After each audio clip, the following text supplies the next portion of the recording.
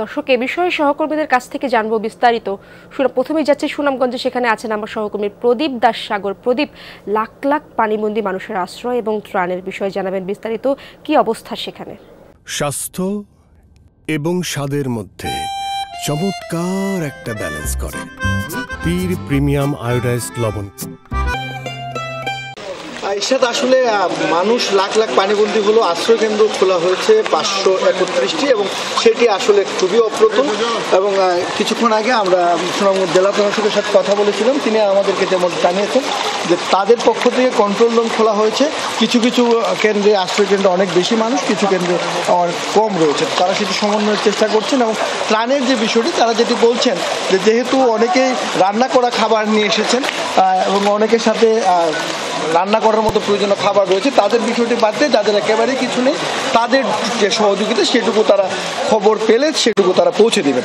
আমরা এর মধ্যে বেশ কয়েকটি আশ্রয় কেন্দ্র ঘুরেছি, সেখানে দেখেছি যে প্রায় প্রত্যেকটিতেই খাদ্য সংকট সেটি যথেষ্ট পরিমাণে রয়েছে এবং যারা বানবাসী মানুষ তারা চাইছেন যেন তাদেরকে দ্রুত যে ত্রাণ সহযোগিতা সেটি যেন দ্রুত দেওয়া হয়।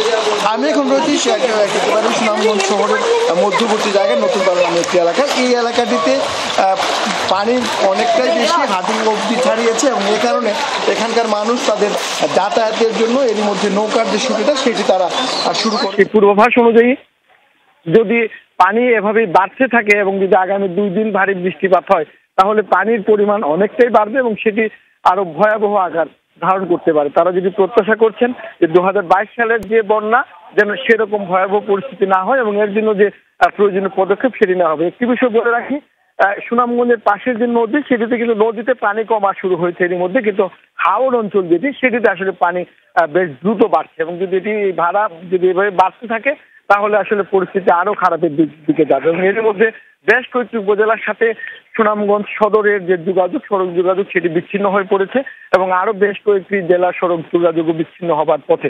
তো সবকিছু মিলিয়ে আসলে সুনামগঞ্জের বন্যা পরিস্থিতি যেটি আছে সেটি আসলে খুব একটা স্বস্তির দিকে যাচ্ছে না, যথেষ্ট আশঙ্কার দিকেই যাচ্ছে এবং এভাবে যদি পানি বাড়তে থাকে তাহলে আসলে সামনে হয়তো আরো ভয়াবহ পরিস্থিতি দাঁড়াতে পারে। ঈশ্বর।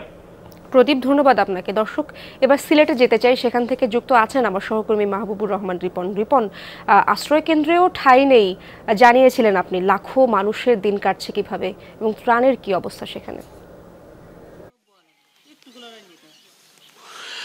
আপনি ঠিকই বলেছেন, আশ্রয় কেন্দ্রের ঠাঁই নেই সেই অবস্থাটা এখানেও বোঝা যাচ্ছে। এই গ্রামগুলোতে এখনো মানুষ কিন্তু এই যে ঘরের মধ্যে কারো 1 কোমর পানি রয়েছে, কারো বুক সমান পানি রয়েছে।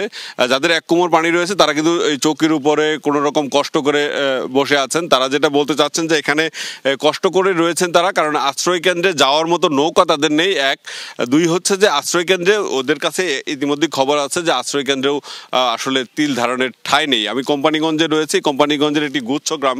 এই গ্রামে প্রায় 300-র মতো পরিবার রয়েছে।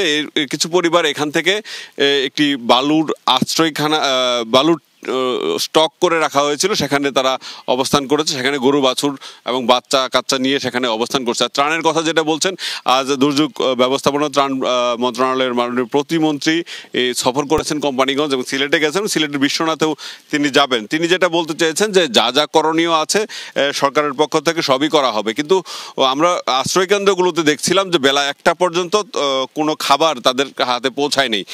গতকাল শুকনো খাবার দেওয়া হয়েছে। বুঝতে পারছেন বেশ কিছু শিশু রয়েছে, প্রতিটি আশ্রয় কেন্দ্রে শতাধিক শিশু রয়েছে যারা আসলে শুকনো খাবার তাদের পক্ষে খাওয়া সম্ভব না এবং রান্না করা খাবারও তাদের পক্ষে খাওয়া সম্ভব নয়। তাদের খাবারের বিষয়ে প্রতিমন্ত্রীর কাছে আমরা জিজ্ঞাসা করেছিলাম। তিনি বলছেন 10 লাখ টাকা বরাদ্দ দেওয়া হয়েছে, সেটা হয়তো দ্রুত সময়ের মধ্যে তাদের কাছে পৌঁছে যাবে।